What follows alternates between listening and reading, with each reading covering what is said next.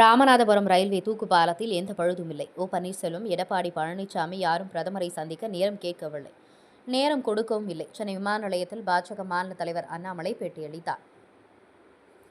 பிரதமர் நரேந்திர மோடி திறந்து வைத்த தூக்கு பாலம் பழுதடைந்திருந்ததா என்பது குறித்து மதுரையில் செய்தியாளர்கள் கேள்வி எழுப்பியிருந்த நிலையில் சென்னை விமான நிலையத்தில் அது குறித்து பேசிய பாஜக மாநில தலைவர் அண்ணாமலை, இன்று பாரத பிரதமர் நரேந்திர மோடி அவர்களால் திறந்து வைக்கப்பட்ட போதும் பழுதானதாக செய்தியாளர்கள் கேள்வி எழுப்பியிருந்தார்கள்.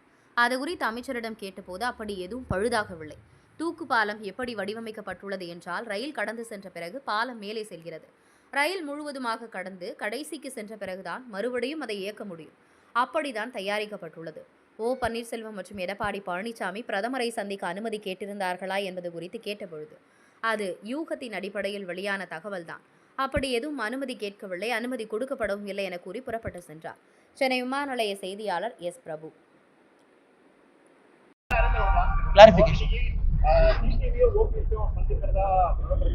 அந்த மாதிரிலாம் இது இல்லைண்ணே, யூகங்கண்ணே. யாரும் அனுமதியும் கேட்கல, பிரதமர் அலுவலகத்துல அனுமதியும் கொடுக்கல, யூகம் தான். யாரும் அனுமதியெல்லாம் யாருமே கேட்கலீங்க. சரி பாப்பாங்கண்ணா, ஆனா இந்த கிளாரிபிகேஷன் கொஞ்சம் பாலத்தை பத்தி போட்டு